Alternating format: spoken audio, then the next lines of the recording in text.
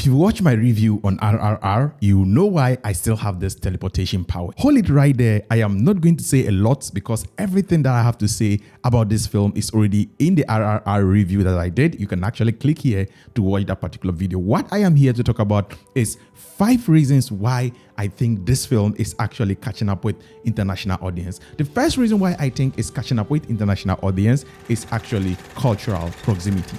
Now, talking from an African perspective, our culture in one way or the other seems to be very connected to the Indian culture. And when you look at the concept of elders being the repository of community knowledge and the elders have to be respected, there is that kind of morality code of respect and societal hierarchy, which are usually followed to the core. And so by this reason, I think most Africans, I don't know how this would work for, let's say, audiences in the US or other jurisdictions of the world, but in terms of the African continent, I can sure bet you that Africans are liking this film probably because of the cultural proximity, identical colonial struggle.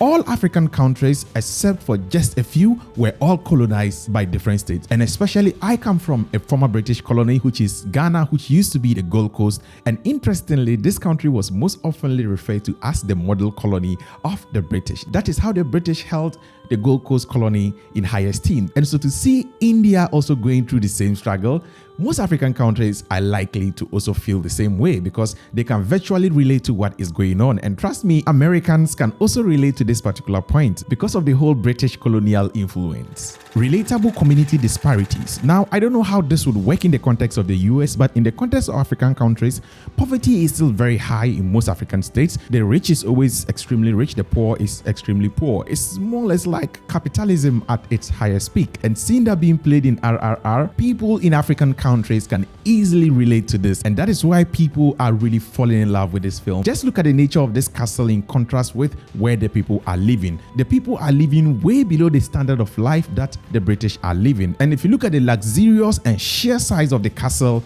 in contrast with the places where the people are living, and people are even walking under the bridge and sleeping on the roadsides, that is in sharp contrast to the kind of lifestyle the British are living in their mansion within the community. Again, bringing the example to my country, Ghana, in West Africa here, my country still has one of the highest concentration of all castles that were built by colonial masters in the past. And so when you come, we do have the Cape Coast Castle and so many castles which are still in standing in Ghana, even as I speak here presently. And by looking at the sheer size of this castle and the beauty of those architecture and looking at what the locals used to live in, people can easily draw connections with RRR. Unfortunately, like I said, I don't know how that plays with the American audience, but regardless, most of the points are also encompassing of the Americans. The next point I'm going to be talking about is the use of guns. Now, this is very encompassing of the American society. You would realize that there's a high concentration of the use of guns in this particular film. And to further emphasize this, a whole character has set out on a journey just to become in charge of guns and to get these guns and deliver them to his community. And that was his main mission and driving force for this whole film. And of course, American societies are so obsessed with guns. Or let me say, most Americans just love guns. And so they are able to relate with this particular point. Unfortunately, in most West African countries, gun culture is not really up there. But again, we are able to relate to some of the points that I have already mentioned on this list. Harmony between animals and society. This is a very key point for us over here in Africa. Most African traditions respect animals a lot. As a matter of fact, sometimes before you kill an animal, you need to talk to it. And RRR embodies this particular respect for animals because Beam and his people have mastered the art of communicating with the animals or living in harmony with the animals. Up to the extent that in this particular scene where he captures the tiger, he in fact communicates with the tiger and tells it that he wants to use it for something.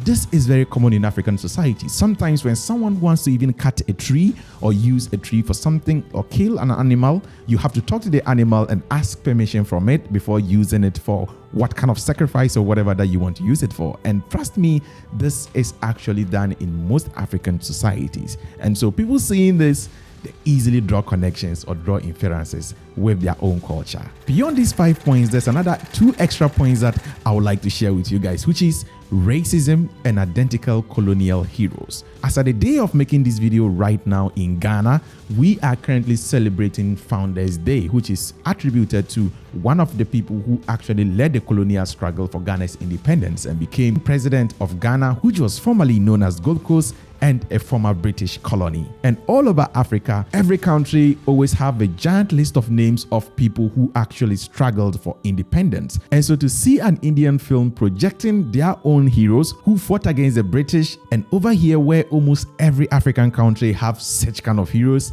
it's very easy to relate with this because the experiences are almost kind of spot on, or the experiences are almost kind of very similar. Now, with the issue of racism, unless you live under the rock, we all know what happens in most countries and how black people are treated. And so when you see that this film portrays someone seeing a bullet to be worth more than a black life, or let's say an Indian life, then this is so really relatable. And of course, the fact that we have white people in the film speaking English, that is also really very relatable to every other person out there in most English-speaking countries. To all my British friends who got angry about this film and even insulting Netflix for accepting to promote this film, please note that this film is not about you, the current generation of England or UK or wherever.